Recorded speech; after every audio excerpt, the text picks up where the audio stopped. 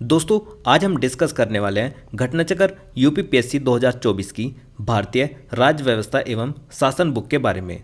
आज इस बुक का लेक्चर नंबर 2 है, जिसके अंतर्गत जो टॉपिक का नाम है वो है संविधान सभा एवं संविधान निर्माण प्रक्रिया। दोस्तों इन टॉपिक से रिलेटेड जितने भी इम्पोर्टेंट क्वेश्चंस परीक्षा में पूछे गए होंगे उन सभी को आज हम इस लेक्चर के अंदर डिस्कस करने वाले हैं। तो चलिए डिस्कस करते हैं without wasting of time. Question number 1, स्वतंत्रता के पूर्व के दिनों में प्रारंभ में किसने संविधान निर्मात्री सभा का विचार प्रस्तुत किया था? तो आपको बताना है कि जो हमारी संविधान निर्मात्री सभा, जिसको हम कॉन्स्टिट्यूशन असेंबली कहते हैं, उसका विचार किसने दिया था? आपके सामने ऑप्शन है M.N.. Roy, Annie Besant, doctor Bhimrao Ambedkar और जवाहरलाल नेहरू। दोस्तों इस क्वेश्चन का करेक्ट आंसर होगा ऑप्शन ई, यानी कि एम.एन. रॉय। एम.एन. रॉय नाम के व्यक्ति ने सबसे पहले हमारे भारत की संविधान सभा का विचार दिया था, और ये विचार दोस्तों इन्होंने 1934 अर्थात 1934 में दिया था। एम.एन. रॉय जो थे ये एक वामपंथी आंदोलन के नेता थे। नेक्स्ट क्वेश्चन नंबर 2, एक निर्वाचित संविधान सभा द्वारा भारत के संविधान का निर्माण करने का प्रस्ताव किया गया था।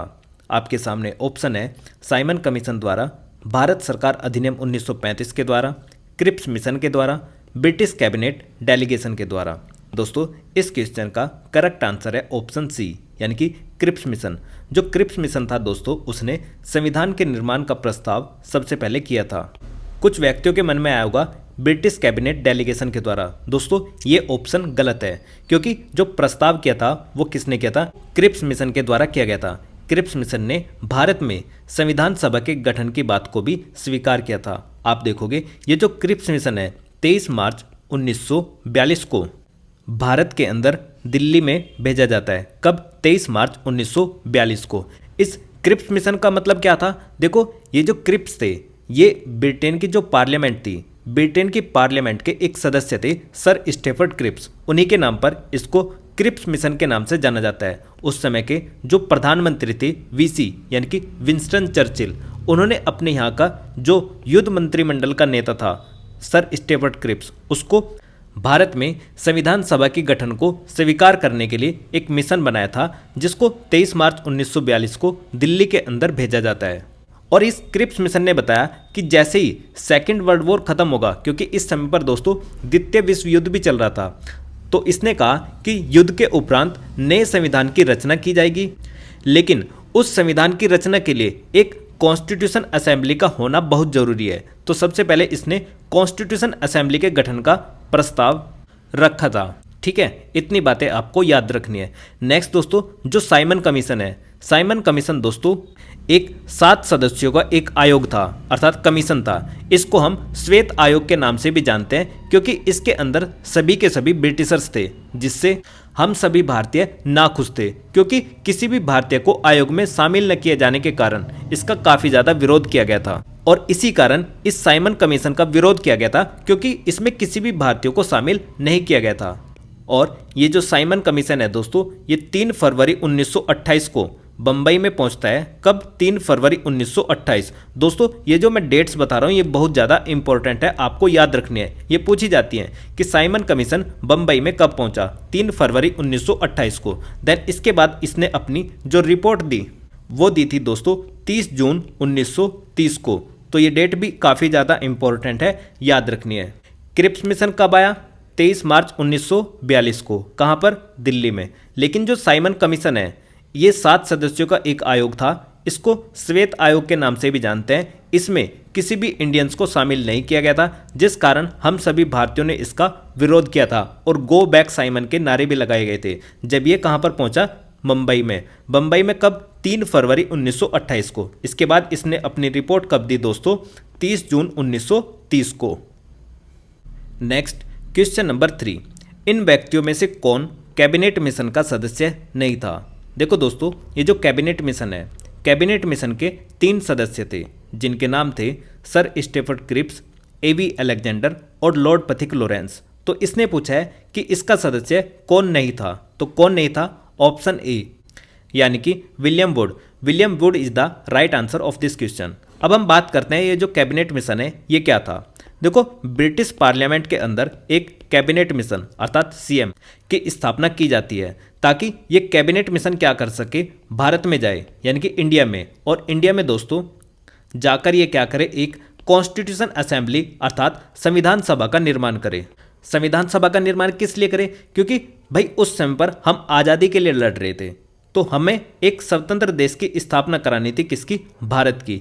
तो भारत को चलाने के लिए कुछ रूल्स एंड रेगुलेशंस भी तो होने चाहिए, तो इसलिए हमें क्या रिक्वायरमेंट थी, किसकी जरूरत थी, संविधान की जरूरत थी, ताकि हम भारत के प्रशासन को रेगुलेट कर सकें, किस तरीके से हम उसका प्रशासन चलाएंगे। तो इसलिए हमें एक संविधान की रिक्वायरमेंट थी। तो संविधान की जब हमें ज़रूरत थी, ये कौन बनाएगी, संविधान सभा बनाएगी। तो इसलिए ये जो कैबिनेट मिशन ब्रिटेन की पार्लियामेंट में बनाया गया था, उसका उद्देश्य ही क्या था, भारत के अंदर आकर एक संविधान सभा की स्थापना कराना, ताकि ये क्या कर सके, भारतीयों के लिए एक संविधान का निर्माण कर सके। ये दोस्तों जो कैबिनेट मिशन था, ये कैबिनेट मिशन 24 मार्च 1946 को दिल्ली के अंदर पहुंचता है, और दिल्ली में आते ही सबसे पहले ये एक संविधान सभा के निर्माण पर जोर देता है, जिसमें बताया जाता है कि भाई जो संविधान सभा है उसके अंदर कितने मेंबर होने चाहिए, उसका इलेक्शन किस प्रकार से होना चाहिए, एक प्रतिनिधि कितने लोगों को रिप्रेजेंट करेगा, ये सारी जानकारी इसके द्वारा दी गई। तो अभी सिर्फ हम ये जानेंगे, नेक्स्ट क्वेश्चन में बाकी और डिस्कस करेंगे। आपको बस यहाँ से ये याद रखना है कि जो कैबिनेट मिशन है इसके अंदर 3 सदस्य थे। कौन कौन, सर स्टेफर्ड क्रिप्स, एवी अलेक्जेंडर और लॉर्ड पथिक लॉरेंस। ये भारत के अंदर दिल्ली में 24 मार्च 1946 को पहुंचता है, जिससे ये क्या करता है, एक संविधान सभा की स्थापना करता है। और संविधान सभा किस लिए बनाई गई थी, ताकि ये क्या कर सके, एक संविधान का निर्माण कर सके। ये जो कैबिनेट मिशन था अर्थात कैबिनेट प्लान था, इसको कहाँ पर बनाया गया था, ब्रिटेन की पार्लियामेंट में। ठीक, next question, question number 4। Cabinet mission योजना के अंतर्गत संविधान निर्मात्री परिषद में प्रत्येक प्रांत को आवंटित सदस्य संख्या निर्धारित करने के लिए एक प्रतिनिधि कितनी जनसंख्या के अनुपात में था। तो दोस्तों इस क्वेश्चन का करेक्ट आंसर होगा ऑप्शन बी, यानी कि 10 लाख व्यक्तियों को एक प्रतिनिधि रिप्रेजेंट कर रहा था। देखो ये क्या था, जो हमारी संविधान सभा थी, संविधान सभा के अंदर दोस्तों सदस्यों की संख्या 389 थी। अब इन 389 सदस्यों का जो चुनाव था वो अप्रत्यक्ष निर्वाचन प्रणाली के आधार पर हुआ था। और इसमें क्या हुआ कि जो 389 सदस्य थे, इनमें से जो प्रत्येक मेंबर था, यानी कि एक मेंबर था, एक मेंबर 10 लाख लोगों पर चुना गया था, अर्थात 10 लाख व्यक्तियों को क्या कर रहा था, प्रतिनिधित्व कर रहा था। ठीक है, तो समझ में आई कि जो ये 389 मेंबर थे, इनमें से जो प्रत्येक एक व्यक्ति था वो एक व्यक्ति 10 लाख लोगों को रिप्रेजेंट करता था। तो इस प्रकार ये जो 389 मेंबर है कितने लोगों को रिप्रेजेंट कर रहे थे, 389 इंटू 10 लाख, इतने लोगों को रिप्रेजेंट कर रहे थे लगभग। कौन, संविधान सभा के सदस्य। संविधान सभा में टोटल नंबर ऑफ सीट्स थी, कितनी थी, 389 थी। इनका चुनाव किस प्रकार से हुआ, कौन सी प्रक्रिया अपनाई, प्रक्रिया का नाम था अप्रत्यक्ष निर्वाचन प्रणाली। अच्छा, इनके जो इलेक्शन थे उसमें पार्टिसिपेट किसने किया था, तो इनके इलेक्शन में जो पार्टिसिपेट किया था वो क्या था, जो हमारी प्रांतीय विधानसभा के सदस्य थे उनके द्वारा इस संविधान सभा के सदस्यों को चुना गया था। किस प्रकार से, अप्रत्यक्ष निर्वाचन प्रणाली के आधार से। और एक प्रतिनिधि कितने लोगों को रिप्रेजेंट कर रहा था, 10 लाख लोगों को। टोटल नंबर ऑफ सीट्स कितनी थी, 389 थी। अब दोस्तों ये जो 389 सीट्स थी, इनमें से जो 93 सीट्स थी जो हमारी देसी रियासत थी, अर्थात जिनको हम प्रिंसली स्टेट भी कहते हैं, इन पर इलेक्शन नहीं हुआ था। तो इलेक्शन कितने पर हुआ था, 296 सीट पर। ये 296 296 सीट किसको रिप्रेजेंट करती थी, ये करती थी ब्रिटिश प्रांत को। तो इन पर इलेक्शन हुआ था 296 सीट पर। और 296 सीट पर जब इलेक्शन हुआ दोस्तों, इसमें जो कांग्रेस थी, कांग्रेस को मिली थी दोस्तों 208 सीट, और जो मुस्लिम लीग थी उसको मिली थी दोस्तों कुल 73 सीट। बाकी जो अदर मेंबर थे उनको कितनी मिली थी, 8 सीट। तो इस प्रकार आप देखोगे कांग्रेस को 208, मुस्लिम लीग को 73 और अदर्स कितनी थी, 8 थी। कुल मिलाकर 296 सीट पर इलेक्शन हुआ। तो दोस्तों जब इलेक्शन हुआ, यहीं से मुस्लिम लीग को लग गया था कि भाई हमारी जो संख्या है वो कितनी है, कुल 73 है। तो इससे ये काफ़ी नाखुश थे। कौन, मुस्लिम लीग के सदस्य, यानी कि इनको लगभग 25% ही वोट प्राप्त हुए थे। तो इसलिए जब संविधान सभा की पहली मीटिंग होती है 9 दिसंबर 1946 को, तो ये लोग इसमें नहीं आते, ये इसमें पार्टिसिपेट नहीं करते। ठीक है, इन्होंने क्या करता, संविधान सभा का बहिष्कार करना शुरू कर दिया था, क्योंकि ये क्या चाहते थे, अपने देश पाकिस्तान के लिए अलग से एक संविधान सभा का निर्माण करना चाहते थे। इन्होंने उसके बाद से क्या दिया, और भी ज़्यादा जोर दिया पाकिस्तान की मांग पर कि भाई हमारा तो यहाँ पर कोई बोलबाला रहने का ही नहीं। इसलिए इन्होंने क्या करा, संविधान सभा की जो पहली मीटिंग हुई थी 9 दिसंबर 1946 को, उससे अपने आप को अलग कर लिया था, क्योंकि जब रिजल्ट आया था इसका चुनाव का, तो इसी से ये क्या थे, नाखुश थे। ठीक है, नेक्स्ट क्वेश्चन हम डिस्कस करते हैं दोस्तों, क्वेश्चन नंबर 5। भारतीय संविधान सभा का गठन किया गया था। तो अभी हमने डिस्कस किया कि जो भारतीय संविधान सभा है दोस्तों, उसका गठन कैबिनेट मिशन योजना के आधार पर वर्ष 1946 में किया गया था। ये कैबिनेट मिशन कहां पर बनाया जाता है, ब्रिटेन की पार्लियामेंट में, जो कि 24 मार्च 1946 को दोस्तों दिल्ली के अंदर पहुंचता है।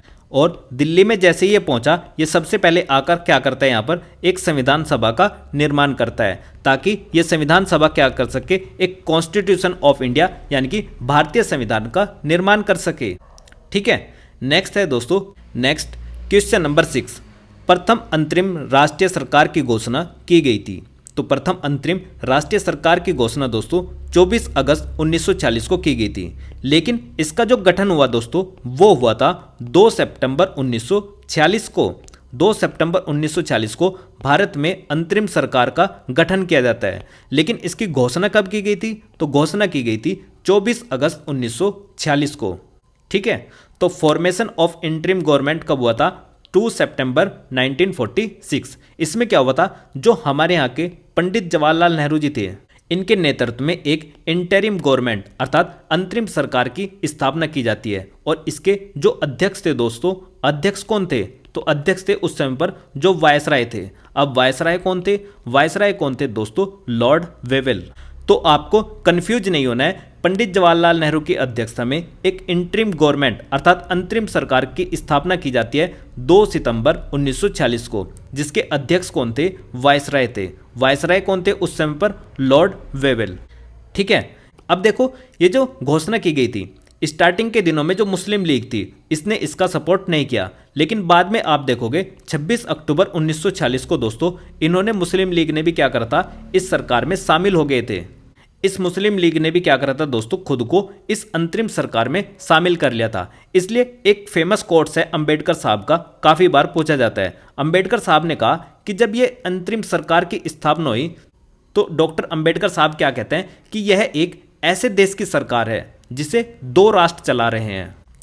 तो आपसे ये भी पूछा जा सकता है कि जो अंबेडकर साहब हैं, उनकी स्टेटमेंट क्या थी। उन्होंने कहा था यह एक ऐसे देश की सरकार है जिसे 2 राष्ट्र चला रहे हैं। 2 राष्ट्र कौन कौन, एक तो भाई देखो मुस्लिम लीग। मुस्लिम लीग किसकी डिमांड कर रही थी, मुस्लिम लीग कर रही थी पाकिस्तान की। और एक ऑलरेडी इंटरिम गवर्नमेंट की फॉर्मेशन हो चुकी थी, किसकी अध्यक्षता में, लॉर्ड वेवेल की अध्यक्षता में, जिसके उपाध्यक्ष कौन थे, पंडित जवाहरलाल नेहरू थे।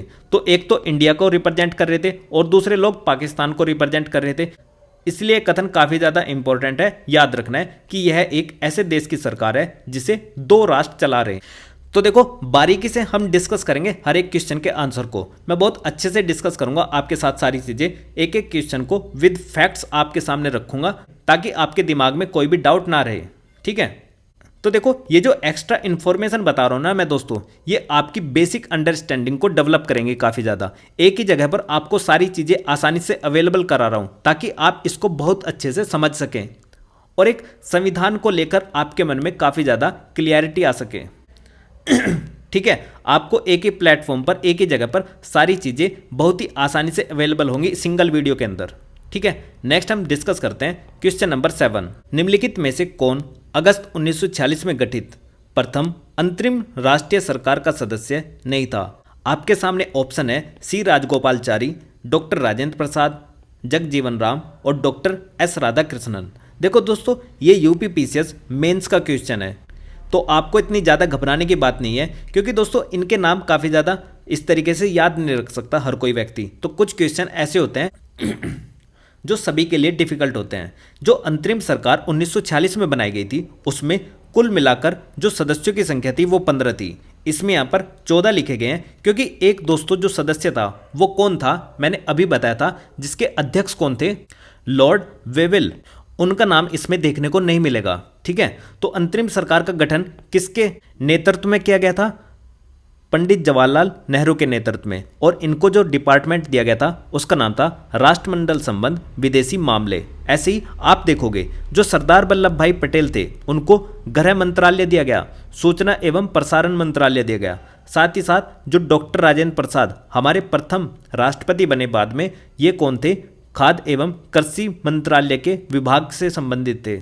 तो इस प्रकार से इसका स्क्रीनशॉट ले लेना है और आपको याद कर लेना है। जैसे काफ़ी बार पूछा भी गया है कि ये जो आसफ अली हैं इनको कौन सा डिपार्टमेंट दिया गया था, रेलवे एवं परिवहन डिपार्टमेंट। ऐसे ही जो सरदार बलदेव सिंह है, डिफेंस के एग्जाम में काफ़ी बार पूछा जाता है, वो किससे रिलेटेड थे, डिफेंस से रिलेटेड थे।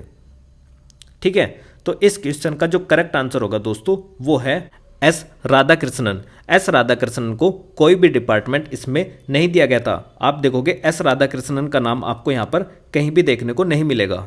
ठीक है, अब हम डिस्कस करते हैं नेक्स्ट, हम डिस्कस करते हैं क्वेश्चन नंबर 8, संविधान सभा के सदस्यों का चुनाव कैसे हुआ था। ये हम ऑलरेडी डिस्कस कर चुके हैं कि जो प्रांतीय विधानसभाओं के सदस्य थे उनके द्वारा कॉन्स्टिट्यूशन असेंबली के सदस्यों का निर्वाचन किया जाता है। अब दोस्तों ये जो संविधान सभा थी अर्थात कॉन्स्टिट्यूशन असेंबली थी, इसमें सदस्यों की संख्या थी 389। इन 389 में से दोस्तों 296 आते थे कहाँ से, ब्रिटिश प्रांत से। वहीं पर जो 93 सदस्य थे वो आते थे देसी रियासतों से, क्योंकि हमारे यहाँ पर उस समय पर क्या थी, देसी रियासतें भी थी जिनको हम क्या बोलते हैं, प्रिंसली स्टेट बोलते हैं। अब ये जो 296 सदस्य थे ब्रिटिश प्रांत से आते थे, इन 296 को भी दोस्तों हम दो जगह पर कैटेगराइज कर सकते हैं। जैसे 292 सदस्य आते थे ब्रिटिश इंडिया के अंदर जो गवर्नर के प्रांत होते थे वहाँ से, और गवर्नर के दोस्तों कितने प्रांत थे उस समय पर, 11 प्रांत थे। ऐसे ही 4 सदस्य कहाँ से आते थे, चीफ कमिश्नरी के क्षेत्र से, यानी कि मुख्य आयुक्त का जो प्रांत था, तो मुख्य आयुक्त के प्रांत से आते थे 4, और 292 आते थे ब्रिटिश भारत के गवर्नर के 11 प्रांतों से। तो कुल मिलाकर ये कितने थे ब्रिटिश प्रांत से, 296, और 93 कहाँ से आते थे, देसी रियासतों से। और ओवरऑल कुल मिलाकर सदस्यों की संख्या कितनी थी संविधान सभा में, 389। अब आपसे परीक्षा में क्या क्वेश्चन पूछा जाता है, परीक्षा में ये क्वेश्चन पूछा जाता है कि ये जो 4 मुख्य आयुक्त के प्रांत थे उनका नाम क्या था। तो इनका नाम था दोस्तों, पहला था दिल्ली, दूसरा अजमेर मारवाड़, और तीसरा था दोस्तों कुर्ग, और चौथा था दोस्तों ब्रिटिश बलूचिस्तान। तो कुल मिलाकर 4 मुख्य आयुक्त थे, दिल्ली, अजमेर मारवाड़, तीसरा कुर्ग और चौथा ब्रिटिश बलूचिस्तान। ये कुल मिलाकर 4 मुख्य आयुक्त के प्रांत थे। ठीक है, अब मैं आपको थोड़ा सा और बता देता हूँ कि ये जो 389 सदस्य थे दोस्तों, जब देश का बंटवारा हो गया, इन 389 सदस्य में से 90 मेंबर कहाँ पर चले गए, पाकिस्तान में। अब पाकिस्तान में जब 90 चले गए तो भारत में कितने बचे होंगे दोस्तों, तो आपका आंसर होगा 299। 299 सदस्य कहाँ पर बच गए थे, इंडिया में। तो इसलिए आप देखोगे इनका जो सम होगा कितना होगा दोस्तों, 389 होगा। तो आपसे ऐसा भी पूछा जा सकता है कि बंटवारे के बाद भारत में कितने सदस्य रह गए थे, संविधान सभा के 299 सदस्य रह गए थे। इन 389 में दोस्तों जो वुमेन थी, महिलाएं थी, उनकी सदस्य संख्या कितनी थी, 15 थी। बाद में बंटवारे के बाद हालांकि 3 महिलाएं यहाँ पर शिफ्ट हो गई थी पाकिस्तान के अंदर, तो भारत में कुल मिलाकर 12 बच गई थी। लेकिन ओवरऑल पूछा जाए कि संविधान सभा में महिला सदस्यों की संख्या कितनी थी, तो कितनी थी मेरे दोस्त, 15। ठीक है, इतना समझ में आया। अब दोस्तों एक बात और बता देता हूँ, एक्स्ट्रा अगर पूछा जाए बहुत ही डीप जाकर कि भाई ये जो 93 देसी रियासत थी, जब देश का बंटवारा हो गया था, 90 सीट चली गई पाकिस्तान में और 299 रह गई थी भारत में, तो इनमें ये जो देसी रियासतों की 93 सीट थी, इनका बंटवारा किस तरीके से होता, तो इनका बंटवारा हुआ था दोस्तों, 23 सीट तो चली गई थी यहाँ से पाकिस्तान में, अब 23 में जो 70 बची वो कहाँ पर रह गई थी, इंडिया में। ठीक है, तो इस तरीके से पूछा जा सकता है कि 93 देसी रियासतों का बंटवारा कैसे हुआ था, तो 23 पाकिस्तान में और 70 भारत में। ठीक है, मुझे लगता है कि अब सीट से रिलेटेड हमने काफ़ी अच्छे से इनको डिस्कस कर लिया है और इसी प्रकार के क्वेश्चन यहाँ से पूछे जा सकते हैं। अच्छा, एक टाइप और रह गया, वो भी बता देता हूँ। जो 389 सदस्य थे ना दोस्तों, इनमें जो एससी की संख्या थी, एससी की संख्या थी दोस्तों 26 और एसटी की संख्या थी कितनी, 23। यानी कि एसटी की सदस्य संख्या एससी से ज़्यादा थी, ये बात आपको याद रखना है। और 15 इसमें क्या थी, वुमेन थी, यानी कि महिलाएं थी। तो कास्ट को लेकर भी आपसे क्वेश्चन पूछा जा सकता है कि इन 389 सदस्यों में एससी कितने थे, 26, एसटी कितने थे, 33 थे भाई, ये 23 नहीं, ठीक है। समझ में आ गया आपके, 33। और महिलाओं की सदस्य संख्या कितनी थी, 15 थी। और एकमात्र ऐसी देसी रियासत हैदराबाद थी जिसने कॉन्स्टिट्यूशन असेंबली में यानी कि संविधान सभा में प्रतिनिधित्व नहीं किया था। ठीक, नेक्स्ट है दोस्तों क्वेश्चन नंबर 9। संविधान सभा की प्रथम बैठक की अध्यक्षता किसने की थी? तो संविधान सभा की प्रथम बैठक की अध्यक्षता की थी दोस्तों डॉक्टर सच्चिदानंद सिन्हा ने। लेकिन दोस्तों आयोग ने जो इसका आंसर दिया है वो दिया है डॉक्टर राजेंद्र प्रसाद। अब भाई मैं आपको सारी की सारी चीज़ें बता देता हूँ कि कैसे कैसे क्या थी। देखो दोस्तों, जो हमारी संविधान सभा थी अर्थात कॉन्स्टिट्यूशन असेंबली थी, इसकी मीटिंग हुई थी पहली 9 दिसंबर 1946 के दिन। 9 दिसंबर 1946 के दिन इस संविधान सभा का, इस कॉन्स्टिट्यूशन असेंबली का टेम्परेरी रूप से एक अध्यक्ष बनाया जाता है। कौन? डॉक्टर सच्चिदानंद सिन्हा। क्योंकि डॉक्टर सच्चिदानंद सिन्हा क्या थे, उस समय पर पूरी की पूरी संविधान सभा में सबसे वरिष्ठतम अध्यक्ष थे। तो वरिष्ठता के आधार पर इनको अध्यक्ष बनाया गया था। किसको? डॉक्टर सच्चिदानंद सिन्हा को। ये क्या थे? टेम्परेरी रूप से, अस्थायी रूप से। लेकिन ठीक इसके 2 दिन बाद यानी कि 11 दिसंबर 1946 को इस संविधान सभा का निर्विरोध यानी कि बिना किसी विरोध के निर्विरोध तरीके से परमानेंट अध्यक्ष को चुन लिया जाता है, जिसका नाम क्या था दोस्तों? डॉक्टर राजेंद्र प्रसाद। तो आपको ध्यान रखना है कि इसकी सेकंड मीटिंग हुई थी 11 दिसंबर 1946 को, जिसमें परमानेंट अध्यक्ष बनाया जाता है डॉक्टर राजेंद्र प्रसाद को। इसके अलावा दोस्तों 2 उपाध्यक्ष भी थे इसके। 2 उपाध्यक्ष कौन कौन थे? उनका नाम था HC मुखर्जी और दूसरे थे दोस्तों VT कृष्णमाचारी। VT कृष्णमाचारी क्या थे?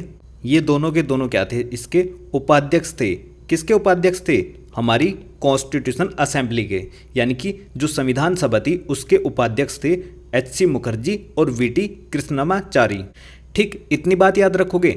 साथ ही साथ आपको ये भी याद रखना है, जब 11 दिसंबर 1946 को डॉक्टर राजेंद्र प्रसाद को परमानेंट अर्थात स्थायी अध्यक्ष बनाया जाता है, तो उस समय पर एक संवैधानिक सलाहकार भी बनाया जाता है। किसको? BN राव को। ये कौन थे दोस्तों? हमारे संवैधानिक सलाहकार। ठीक है, नाम याद रहेगा आपके कि संवैधानिक सलाहकार कौन थे? BN राव। लेकिन यहीं पर याद करो, एक नाम था दोस्तों क्या? MN रॉय। कंफ्यूज नहीं होना है आपको। MN रॉय कौन थे? हमारी कॉन्स्टिट्यूशन असेंबली की डिमांड करने वाले व्यक्ति। कब की थी इन्होंने? 1934 में। ये कौन थे? एक वामपंथी आंदोलन के नेता थे MN रॉय। ठीक है, तो ये सारे नाम आपको याद रखने हैं। अब हम करते हैं नेक्स्ट क्वेश्चन 10। भारतीय संविधान सभा की स्थापना की गई थी। आपके सामने ऑप्शन है 10 जून 1940, 9 दिसंबर 1940, 26 नवंबर 1949, 26 दिसंबर 1949। देखो दोस्तों, जब आप ऑप्शन का एनालिसिस करोगे तो आपको काफ़ी क्लोजली ऑप्शंस देखने को मिलेंगे, जैसे 1946, 1946, 1949, 1949, 26 नवंबर, 26 दिसंबर। ठीक इस प्रकार से आपको देखने को मिलेंगे। तो इसलिए आपको हर एक तारीख को बहुत अच्छे से याद रखना है। तो इसमें अभी हमने डिस्कस किया कि भारतीय संविधान सभा की स्थापना 9 दिसंबर 1940 को की गई थी और इसी दिन इसकी फर्स्ट मीटिंग होती है। इस फर्स्ट मीटिंग के अंदर दोस्तों एक परमानेंट, जिसके अंतर्गत हमारी कॉन्स्टिट्यूशन असेंबली के एक टेम्परेरी अध्यक्ष चुने जाते हैं। और वो टेम्परेरी अर्थात अस्थायी अध्यक्ष कौन थे दोस्तों? याद करो, डॉक्टर सच्चिदानंद सिन्हा। ठीक, डॉक्टर सच्चिदानंद सिन्हा फर्स्ट मीटिंग में ही हमारे अस्थायी अर्थात टेम्परेरी अध्यक्ष चुने जाते हैं। कब? 9 दिसंबर 1940 को। और इसी दिन हमारी संविधान सभा की मीटिंग हुई थी। और आपको ध्यान रखना है कि इस 9 दिसंबर 1940 को जो हमारी कॉन्स्टिट्यूशन असेंबली थी उसमें दोस्तों 211 मेंबर ने पार्टिसिपेट किया था, जिस दिन हमारी संविधान सभा की पहली मीटिंग हुई थी। और पहली मीटिंग में याद करो दोस्तों, जो मुस्लिम लीग थी उसने पार्टिसिपेट नहीं किया था, वो इससे अलग थी। किससे? जिस दिन हमारी संविधान सभा की पहली मीटिंग हुई थी। तो इसलिए जो नंबर है आपको देखने को मिलेगा ये 211 रहा था, क्योंकि हमें पता ही है कि भाई जो हमारी कॉन्स्टिट्यूशन असेंबली थी उसमें जो सदस्यों की संख्या थी वो 389 थी, और इन 389 में याद करो 15 क्या थी, महिलाएं थी। एससी की संख्या कितनी थी, तो याद करो 26। एसटी की संख्या कितनी थी, 33। और इसमें से पाकिस्तान में कितनी चली गई थी, 90, यानी कि 90। और इंडिया में कितनी चली गई थी, मतलब बच गई थी, तो वो थी 299। तभी इनका सम आप देखोगे कितना होगा, 389। ठीक है, तो ये सारी बातें हम ऑलरेडी डिस्कस कर चुके हैं, आपको बस हल्का सा रिकॉल करना है कि भाई कहाँ से कितने मेंबर लिए गए थी। नेक्स्ट क्वेश्चन नंबर 11, भारत को एक संविधान देने का प्रस्ताव संविधान सभा द्वारा पारित किया गया था। तो दोस्तों आपके सामने फिर से ऐसी ऑप्शन है 22 जनवरी 1940, 22 जनवरी 1947, 20 फरवरी 1947, 26 जुलाई 1946। तो दोस्तों इस क्वेश्चन का करेक्ट आंसर होगा ऑप्शन बी, यानी कि 22 जनवरी 1947। देखो दोस्तों हुआ क्या था, जब हमारी फर्स्ट मीटिंग हुई थी कॉन्स्टिट्यूशन असेंबली की 9 दिसंबर 1940 को, इसके बाद हमें यह पता है कि इसमें अस्थायी अध्यक्ष डॉक्टर सच्चिदानंद सिन्हा को चुना गया था। लेकिन ठीक इसके 2 दिन बाद 11 दिसंबर 1946 को डॉक्टर राजेंद्र प्रसाद को एक परमानेंट अध्यक्ष के रूप में चुना जाता है। लेकिन इसके भी ठीक 2 दिन बाद यानी कि 13 दिसंबर 1946 को जो हमारे देश के प्रथम प्रधानमंत्री थे, कौन, पंडित जवाहरलाल नेहरू। पंडित जवाहरलाल नेहरू ने पूरी की पूरी संविधान सभा के सामने एक उद्देश्य प्रस्ताव या फिर हम कहें ऑब्जेक्टिव रिजोल्यूशन पेश किया। किसके सामने पेश किया था, जो हमारी कॉन्स्टिट्यूशन असेंबली अर्थात संविधान सभा थी। इस संविधान सभा ने इस प्रस्ताव को 22 जनवरी 1947 को एक्सेप्ट कर लिया था, अर्थात इसको सर्वसम्मति से स्वीकार कर लिया था। ठीक, तो ये जो उद्देश्य प्रस्ताव था दोस्तों, ये काफ़ी ज़्यादा इम्पोर्टेंट प्रस्ताव था, और इसी के उपरांत भारत को एक संविधान देने का प्रस्ताव संविधान सभा द्वारा किया गया था। ये वही प्रस्ताव था ऑब्जेक्टिव रिजोल्यूशन, क्योंकि दोस्तों इसने संविधान के स्वरूप को काफ़ी हद तक प्रभावित किया था। क्योंकि दोस्तों ये वही उद्देश्य प्रस्ताव है जिसने संविधान के स्वरूप को काफ़ी हद तक प्रभावित किया है। तो आपको डेट्स याद रखनी है। ये 2 दिन का गैप है। देखो 9 दिसंबर 1940 को फर्स्ट मीटिंग हुई, जैसे कि हम ऑलरेडी डिस्कस कर चुके हैं। 11 दिसंबर 1940 को डॉक्टर राजेंद्र प्रसाद को क्या बनाया, परमानेंट अध्यक्ष बनाया। फिर इसके ठीक 2 दिन बाद यानी कि 13 दिसंबर 1940 को पंडित जवाहरलाल नेहरू ने उद्देश्य प्रस्ताव या फिर ऑब्जेक्टिव रिजोल्यूशन कॉन्स्टिट्यूशन असेंबली के सामने पेश किया। उसके बाद पूरी की पूरी संविधान सभा ने इसको पारित किया। कब, यानी कि सर्वसम्मति से पारित कर दिया। कब, 22 जनवरी 1947 को। तभी से भारत को एक संविधान देने का प्रस्ताव संविधान सभा द्वारा माना जाता है। ठीक, और आगे चलकर दोस्तों ये देखोगे ना आप, ऑब्जेक्टिव रिजोल्यूशन जो है ये हमारी जो प्रस्तावना है ना उसका भी ब्लूप्रिंट कहा जाता है, अर्थात प्रियम्बल या फिर प्रस्तावना का जो ब्लूप्रिंट है वो किसको कहा जाता है दोस्तों, उद्देश्य प्रस्ताव को। ठीक है भाई, इतनी बातें आपको याद रखनी है। नेक्स्ट क्वेश्चन नंबर 12, भारत के संविधान के निर्माण से संबंधित निम्नलिखित कथनों में से कौन सही है। स्टेटमेंट फर्स्ट है, पंडित जवाहरलाल नेहरू के उद्देश्य प्रस्ताव का जो संविधान सभा द्वारा स्वीकार किया गया था संविधान के निर्माण पर असर था। ऑलरेडी हम डिस्कस कर चुके हैं कि जो उद्देश्य प्रस्ताव पंडित जवाहरलाल नेहरू ने पेश किया था उसका संविधान सभा ने स्वीकार कर लिया। उसको कब, 22 जनवरी 1947 को, और संविधान के निर्माण पर इसका काफ़ी ज़्यादा असर पड़ा है। नेक्स्ट, उद्देश्य का बहुत महत्वपूर्ण उद्देश्यों की पूर्ति करती है। ये बात भी बिल्कुल करेक्ट है। नेक्स्ट, संविधान को भारत के लोगों ने आदेशित किया है। ये भी बात बिल्कुल करेक्ट है। भाई भारत के लोगों ने ही तो उसको बनाया है, किसको, भारत के संविधान को। जब आप भारतीय संविधान की प्रस्तावना पढ़ोगे तो उसमें ऑलरेडी स्टार्टिंग की लाइन ही क्या है, हम भारत के लोग भारत को एक संपूर्ण प्रभुत्व संपन्न समाजवादी पंथनिरपेक्ष लोकतांत्रिक गणराज्य बनाते हैं। इस तरीके की तो बात लिखी गई है वहाँ पर, तो ये स्टेटमेंट भी करेक्ट हो जाती है। नेक्स्ट, स्टेटमेंट 4, राज्य के मुखिया को लोग प्रत्यक्ष रूप से निर्वाचित करते हैं। देखो ये स्टेटमेंट रॉन्ग हो जाती है। क्यों रॉन्ग होती है, क्योंकि दोस्तों जो राज्य का मुखिया होता है, राज्य का मुखिया कौन है, प्रेसिडेंट यानी कि राष्ट्रपति, तो उसको लोग प्रत्यक्ष रूप से थोड़ी ना चुनते हैं। उनका इलेक्शन तो कैसा होता है दोस्तों, इनडायरेक्ट रूप से होता है, यानी कि अप्रत्यक्ष रूप से होता है, क्योंकि उसमें जनता सीधे पार्टिसिपेट नहीं करती। भाई आपने कभी राष्ट्रपति के इलेक्शन में पार्टिसिपेट किया है? नहीं किया ना। जैसे द्रौपदी मुर्मू जी का अभी इलेक्शन हुआ था, तो उसमें आपने वोट किया? आपने तो वोट नहीं किया। उसमें जनता के द्वारा जो चुने गए प्रतिनिधित्व होते हैं वो पार्टिसिपेट करते हैं। और वो कौन कौन से पार्टिसिपेट करते हैं, कौन होते हैं, तो इसकी जानकारी हमें प्राप्त होती है आर्टिकल नंबर 54 से, जो हमें जानकारी देता है कि राष्ट्रपति के इलेक्शन में कौन व्यक्ति भाग लेंगे। तो वो कहता है कि संसद के दोनों सदनों के सदस्य है, यानी कि लोकसभा के सदस्य और राज्यसभा के सदस्य है। साथ ही साथ जो राज्य की यानी कि स्टेट की विधानसभा होती है उनके सदस्य है। और दूसरा जो दिल्ली प्लस पुद्दुचेरी हैं, इनके सदस्य क्या करेंगे, राष्ट्रपति के इलेक्शन में पार्टिसिपेट करेंगे। लेकिन ये सदस्य कैसे होने चाहिए दोस्तों, ये सदस्य निर्वाचित होने चाहिए। ठीक है, यानी कि इसमें निर्वाचित अर्थात इलेक्टेड जो मेंबर होंगे वही पार्टिसिपेट करेंगे। नॉमिनेटेड मेंबर इसमें पार्टिसिपेट नहीं करेंगे। किसके इलेक्शन में?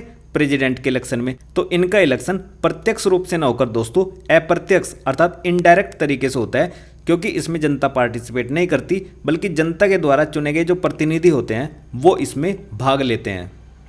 नेक्स्ट आपको याद रखना है यहाँ से कि जो ये दिल्ली और पुद्दुचेरी को प्रेसिडेंट के इलेक्शन में जोड़ा गया था, वो जोड़ा गया था दोस्तों 70वें नंबर का संविधान संशोधन हुआ था वर्ष 1992 में। ठीक, तो इस प्रकार option A is the right answer of this question, यानी कि स्टेटमेंट फर्स्ट, सेकंड और थर्ड ये तीनों करेक्ट हैं। नेक्स्ट क्वेश्चन नंबर 13, भारतीय संविधान को बनाने हेतु भारतीय संविधान सभा के कुल कितने अधिवेशन हुए थे? तो दोस्तों भारतीय संविधान सभा के कुल मिलाकर 12 अधिवेशन हुए थे। इसमें जो लास्ट का 12वां अधिवेशन हुआ था दोस्तों वो 24 जनवरी 1950 को हुआ था। ठीक है, इसके अलावा आप देखोगे इस डेट से रिलेटेड कुछ इंपॉर्टेंट बातें आपको याद रखना है। जैसे एक तो इसमें संविधान सभा की अंतिम बैठक हुई थी, और अंतिम बैठक कौन सी? 12वीं। दूसरी आपको याद रखना है इस दिन सदस्यों ने संविधान पर अंतिम रूप से हस्ताक्षर भी किए थे। और दूसरी बात आपको याद रखनी है कि जो हमारे राष्ट्रपति हैं कौन? डॉक्टर राजेंद्र प्रसाद। इस दिन डॉक्टर राजेंद्र प्रसाद को हमारे भारत का राष्ट्रपति चुना जाता है। तीसरा राष्ट्रगान और चौथा राष्ट्रीय गीत। तीसरा राष्ट्रगान और चौथा राष्ट्रगीत, इन तीनों को भी क्या करा जाता है? 24 जनवरी 1950 को ही एक्सेप्ट करा जाता है। तो आपको ध्यान रखना है गान, गीत और पति, मतलब गान का मतलब राष्ट्रगान, राष्ट्रगीत और राष्ट्रपति, इन तीनों को क्या करा जाता है? 24 जनवरी 1950 को ही अपनाया जाता है और राष्ट्रपति को चुना जाता है। और इस दिन भारतीय संविधान सभा की अंतिम बैठक हुई थी। और इसी दिन जो हमारी कॉन्स्टिट्यूशन असेंबली थी ना दोस्तों, उसको हमने भंग कर दिया था और इसको हमने क्या करा था? अंतरिम संसद में बदल दिया था। ठीक है, तो ये सारी बातें आपको याद रखनी है। नेक्स्ट क्वेश्चन नंबर 14, भारतीय संविधान सभा के निर्माण के समय संवैधानिक सलाहकार कौन थे? तो जो कॉन्स्टिट्यूशनल एडवाइजर थे दोस्तों, अभी मैंने बताया था लास्ट क्वेश्चन में ही आपको, कौन थे? BN राव। BN राव दोस्तों हमारी भारतीय संविधान सभा के संवैधानिक सलाहकार थे। नेक्स्ट ऑप्शन दोस्तों हम डिस्कस करते हैं, जैसे डॉक्टर भीमराव अंबेडकर हैं। डॉक्टर भीमराव अंबेडकर हमारी जो प्रारूप समिति थी, जिसको हम ड्राफ्टिंग कमेटी के नाम से जानते हैं, उसके अध्यक्ष थे। इस ड्राफ्टिंग कमेटी में सदस्यों की संख्या 7 थी और इसकी स्थापना 29 अगस्त 1947 को की जाती है। ठीक है, ये बातें आपको याद रखनी है। और डॉक्टर राजेंद्र प्रसाद कौन थे? हमारे प्रथम राष्ट्रपति थे और एकमात्र भारत के ऐसे राष्ट्रपति जो 2 बार चुने गए हैं, वो कौन थे? डॉक्टर राजेंद्र प्रसाद ही थे। ठीक है, नेक्स्ट क्वेश्चन हम डिस्कस करते हैं। क्वेश्चन नंबर 15, भारतीय संविधान सभा का प्रथम प्रारूप तैयार किया गया था, किसके द्वारा तैयार किया गया था? तो वो किया गया था BN राव के द्वारा, यानी कि option B is the right answer. देखो हुआ क्या था दोस्तों, मैंने अभी बताया था आपको कि जो BN राव थे वो हमारे कॉन्स्टिट्यूशनल एडवाइजर थे, यानी कि संवैधानिक सलाहकार थे। इन्होंने केंद्र और प्रांतीय विधानमंडल के सुझाव पर और बाकी जो लगभग 60 देशों के संविधानों का अध्ययन करने के बाद इनकी कमेटी ने हमारा जो कॉन्स्टिट्यूशन है दोस्तों, जिसको हम कॉन्स्टिट्यूशन ऑफ इंडिया कहते हैं, इसका इन्होंने प्रथम प्रारूप तैयार किया था। किसने तैयार किया था? BN राव ने। ठीक है, इस प्रथम प्रारूप में आप देखोगे दोस्तों, जो आर्टिकल की संख्या थी वो कितनी थी? 243 और वहीं जो अनुसूचियां थी यानी कि शेड्यूल थी उनकी संख्या कितनी थी दोस्तों 13। अब ये जो प्रारूप है प्रथम प्रारूप ये किसने तैयार किया था बी.एन. राव ने, क्योंकि बी.एन. राव क्या थे हमारे कॉन्स्टिट्यूशनल एडवाइजर यानी कि संवैधानिक सलाहकार। तो उनकी अध्यक्षता में एक क्या प्रथम प्रारूप तैयार हुआ जिसमें आर्टिकल 243 और अनुसूचियां 13 थी। अब इस संविधान पर विचार करने के लिए एक कमेटी की स्थापना की जाती है जिसको हम क्या कहते हैं ड्राफ्टिंग कमेटी या फिर प्रारूप समिति, जो कि मैंने अभी बताई। प्रारूप समिति किस लिए गठित की गई थी कि ये क्या करेगी इस संविधान पर अपना विचार करेगी। ठीक है, तो इसको काफ़ी अच्छे से रीड किया गया और इसमें काफ़ी सारे संशोधन किए गए। और इस ड्राफ्टिंग कमेटी के चेयरमैन कौन थे दोस्तों डॉक्टर भीमराव अंबेडकर। और इसकी स्थापना कब होती है 29 अगस्त 1947 को। और इसमें सदस्यों की संख्या कितनी होती है 7, क्योंकि इसके ड्राफ्टिंग कमेटी के जो अध्यक्ष थे डॉक्टर भीमराव अंबेडकर थे और अंतिम रूप से जो विचार किया गया संविधान का यानी कि मसौदा तैयार किया गया वो इसी कमेटी के द्वारा तैयार किया गया था। इसलिए जो डॉक्टर भीमराव अंबेडकर हैं हम उनको हमारे संविधान का पिता या फिर संविधान का जनक कहते हैं। ठीक है, तो इतनी बातें आपको याद रखनी है और ये सारा का सारा प्रोसीजर क्या था ये भी मैं आपको बहुत अच्छे से बता चुका हूँ। नेक्स्ट क्वेश्चन दोस्तों, क्वेश्चन नंबर 16, संविधान सभा में भारतीय संविधान का तृतीय वाचन कब प्रारंभ हुआ।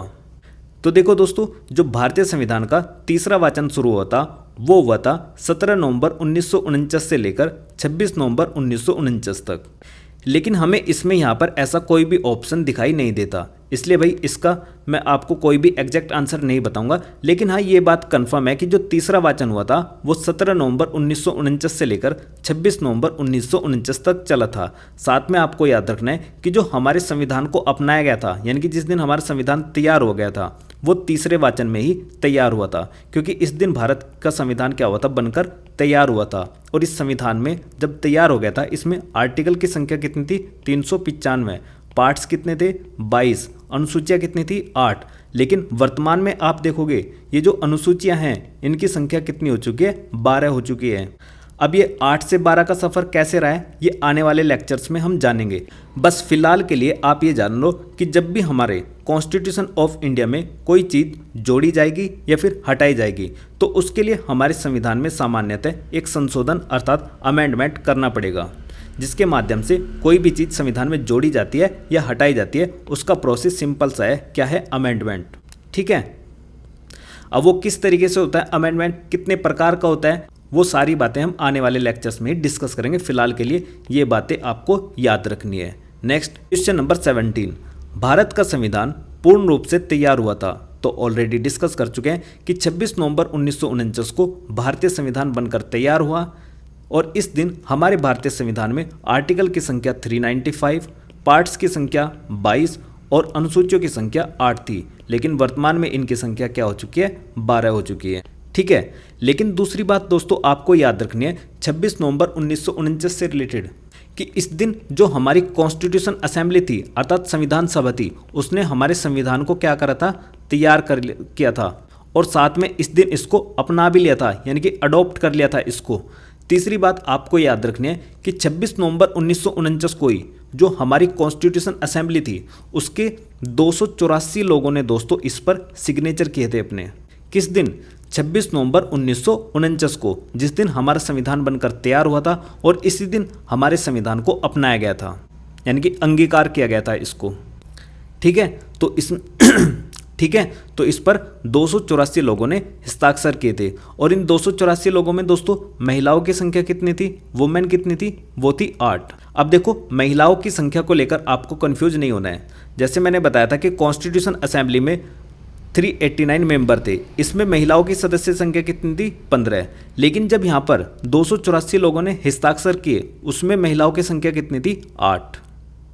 ठीक है, और जो हमारे भारत की कॉन्स्टिट्यूशन असेंबली थी दोस्तों उसमें जो नंबर ऑफ रिप्रेजेंटेटिव थे वो कितने थे 299, क्योंकि 90 कहाँ पर चले गए थे पाकिस्तान में। अब हम करते हैं नेक्स्ट ऑप्शन डिस्कस। जैसे यहाँ पर लिखा गया 26 जनवरी 1950। दोस्तों 26 जनवरी 1950 को हमारा संविधान लागू हुआ था और जब भारतीय संविधान लागू हुआ दोस्तों तो इस प्रकार जो हमारी कंट्री है इंडिया है वो क्या बन गया था दोस्तों, एक रिपब्लिक कंट्री यानी कि एक गणतंत्र देश बन गया था। ठीक है, तो इतनी बात याद रखोगे कि 26 जनवरी 1950 को भारतीय संविधान लागू हुआ और इस दिन भारत क्या बन गया, रिपब्लिक अर्थात गणतंत्र देश बन गया था। अब देखो कुछ फैक्चुअल इन्फॉर्मेशन मैं आपको दे देता हूँ। जैसे 26 नवंबर 1949 को हमारा भारतीय संविधान बनकर तैयार हुआ था दोस्तों। इस दिन हमारे संविधान के 16 आर्टिकल लागू हुए थे। कितने? 16 आर्टिकल। लेकिन 26 नवंबर 1949 को भारतीय संविधान पूर्ण रूप से लागू हुआ था। पूर्ण रूप से लागू होने का मतलब है कि जो इसमें 395 आर्टिकल्स थे वो सारे के सारे लागू हो गए थे। लेकिन 26 नवंबर 1949 को हमारे संविधान के 16 आर्टिकल लागू हुए थे। तो इस प्रकार हम कह सकते हैं कि भारतीय संविधान आंशिक रूप से 26 नवंबर 1949 को लागू हुआ था। लेकिन पूर्ण रूप से कब हुआ?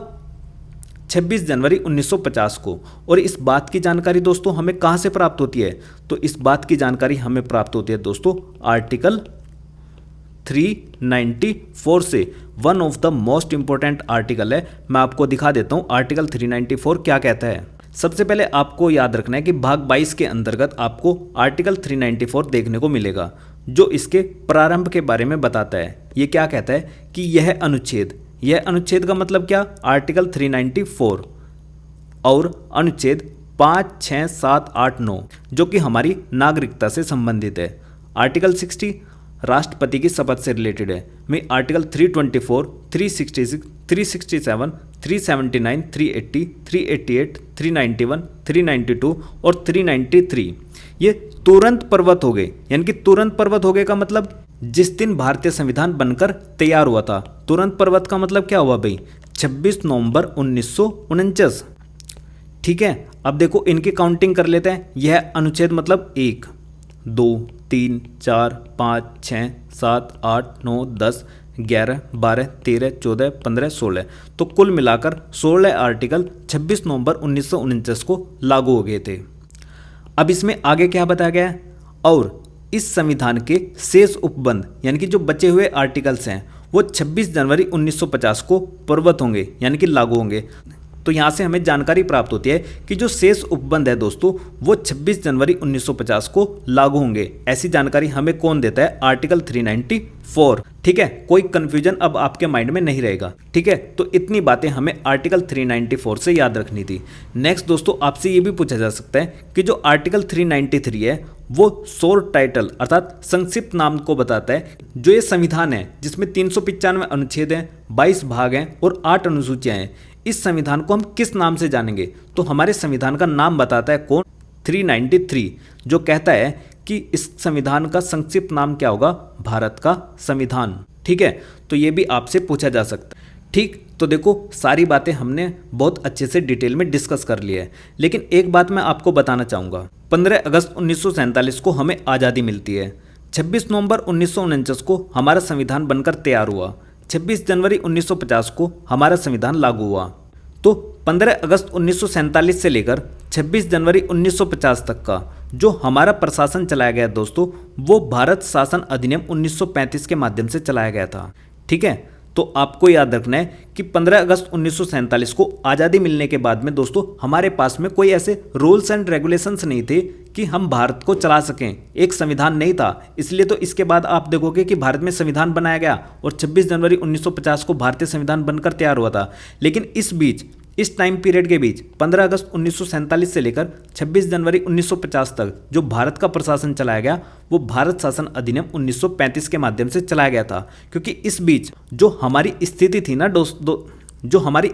ना दोस्तों वो हमारी स्थिति डोमिनियन कंट्री के तरीके से थी, एक उपनिवेशक देश के तरीके से थी। इतना टाइम पीरियड हमारा 15 अगस्त 1947 से लेकर 26 जनवरी 1950 तक हम इसके डोमिनियन की तरह कार्य करा था हमारे देश ने, या फिर हमारे देश की जो स्थिति थी वो डोमिनियन कंट्री की तरीके की थी। ठीक है, इस बात को आप याद रखोगे। और दूसरी बात आपको याद रखनी है कि हम तो रहते 26 जनवरी 1950 तक ही डोमिनियन, लेकिन जो हमारा पड़ोसी मुल्क है जो हमसे ही अलग हुआ था, कौन? पाकिस्तान दोस्तों ब्रिटेन का डोमिनियन कब तक रहा था? 1956 तक। ये बात भी मोस्ट इंपॉर्टेंट है, याद रखनी है आपको। ठीक है, नेक्स्ट क्वेश्चन दोस्तों हम डिस्कस करते हैं क्वेश्चन नंबर 18। भारतीय संविधान को 26 नवंबर 1949 को किसके द्वारा अधिनियमित किया गया था? तो किसके द्वारा अधिनियमित किया गया था भाई? संविधान सभा के द्वारा। ऑलरेडी डिस्कस कर चुके हैं। नेक्स्ट क्वेश्चन नंबर 19, निम्नलिखित घटनाओं पर विचार कीजिए तथा इन्हें सही कालानुक्रम में व्यवस्थित कीजिए, सबसे पहले से लेकर आखिरी तक गतिविधि तक। देखो सबसे पहला ऑप्शन है प्रारूप समिति की नियुक्ति। प्रारूप समिति की नियुक्ति दोस्तों काफ़ी बार बता चुका हूँ कि 29 अगस्त 1947 को हुई थी।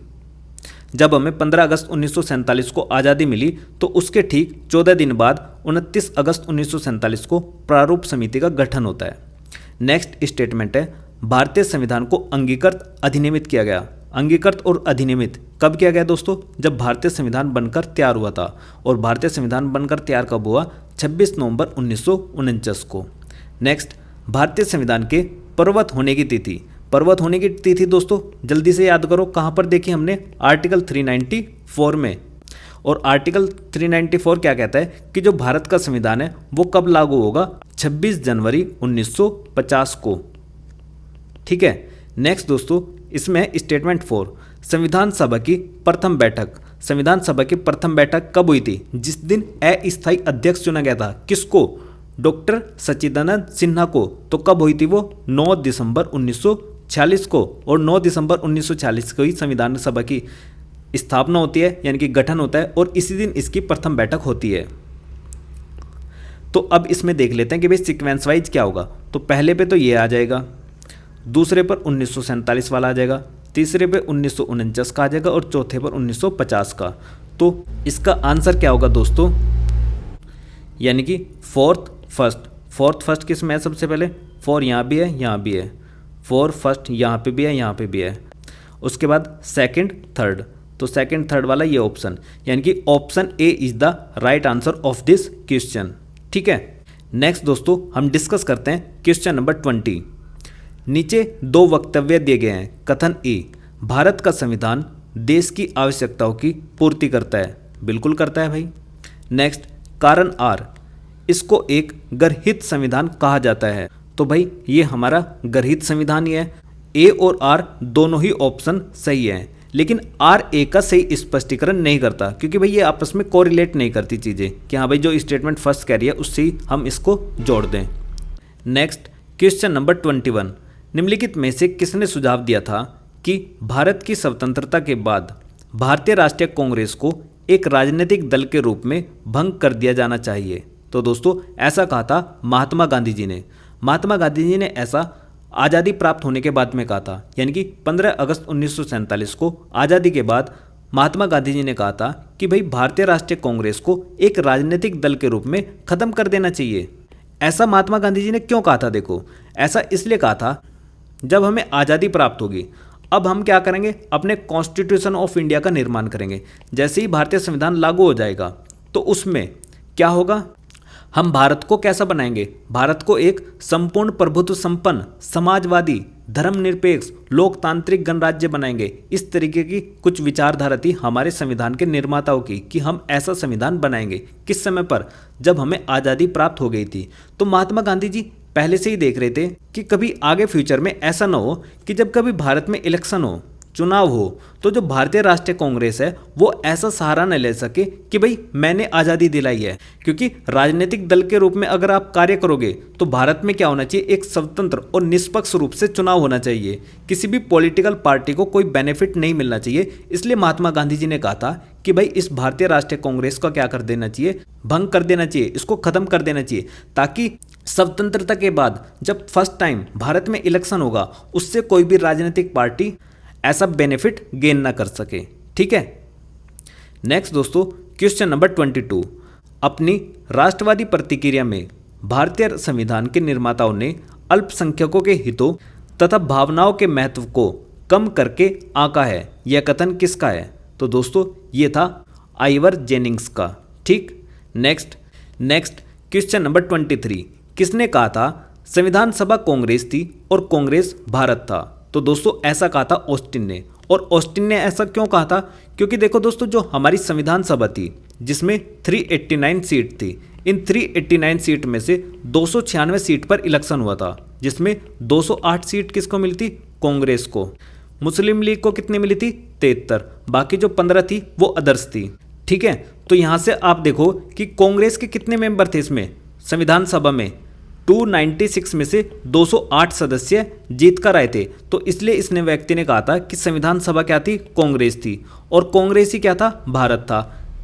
क्यों था, क्योंकि इस संविधान सभा ने क्या करा था, हमारे कॉन्स्टिट्यूशन ऑफ इंडिया का निर्माण किया था, ऐसा इसलिए ऑस्टिन ने बोला था। ठीक है, नेक्स्ट क्वेश्चन नंबर 24, भारतीय संविधान सभा में कुल कितनी महिला सदस्य थी। तो दोस्तों ऑलरेडी डिस्कस कर चुके हैं कि जो भारतीय संविधान सभा है दोस्तों, उसमें कुल मिलाकर 15 महिलाओं की संख्या थी। तो देखो ऐसा क्वेश्चन भी आ सकता है कि किसमें कितने सदस्य थे, ये पूछा जा सकता है आपको।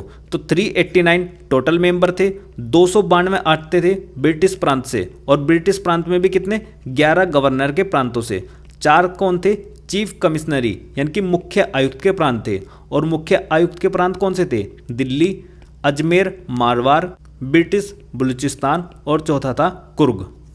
ठीक, तो ये चारों के चारों आपको याद रखना है, दिल्ली, अजमेर, मारवाड़, ब्रिटिश बलूचिस्तान और कुर्ग। और दोस्तों 93 हमारे यहाँ पर क्या थी, प्रिंसली स्टेट, जिनको हम देसी रियासत कहते हैं। इन 396 में अब ये जो 296 सीट थी, इन पर दोस्तों इलेक्शन हुआ था, और इस इलेक्शन में 208 सीट मिली थी कांग्रेस को, 73 सीट मिलती मुस्लिम लीग को, और 15 सीट मिली थी दोस्तों अदर्स को। इन 389 सीट में से 90 चली गई थी पाकिस्तान में, 299 रह गई थी इंडिया में। इन 389 में दोस्तों एससी की संख्या कितनी थी, 26, एसटी की संख्या कितनी थी, 33, और महिलाओं की संख्या, वुमेन की संख्या कितनी थी, 15 थी। तो हर एक तरीके से आपको याद रखना है कि भाई कहाँ से कितने नंबर थे, कितने सदस्य कहाँ से चुने गए, ये सारी की सारी बातें आपको बहुत अच्छे से याद कर लेनी है। ठीक है, तो देखो इस टॉपिक से रिलेटेड जितने भी इंपॉर्टेंट क्वेश्चंस थे वो सभी हम काफ़ी अच्छे से डिटेल में डिस्कस कर चुके हैं। तो आपको इनको काफ़ी अच्छे से रिवाइज करना है, अपनी नोटबुक में नोट डाउन करते हुए चलना था। ठीक है, तो बाकी के जितने भी इंपॉर्टेंट क्वेश्चंस होंगे नेक्स्ट टॉपिक से रिलेटेड वो हम नेक्स्ट लेक्चर में डिस्कस करेंगे। तो दोस्तों ये था इस वीडियो का एंड। आई होप आपको ये वीडियो पसंद आई होगी। अगर आपको ये वीडियो पसंद आई है तो इस वीडियो को लाइक कीजिए और अपने दोस्तों को शेयर कीजिए। तो मिलते हैं नेक्स्ट वीडियो में। Thank you for watching GS era.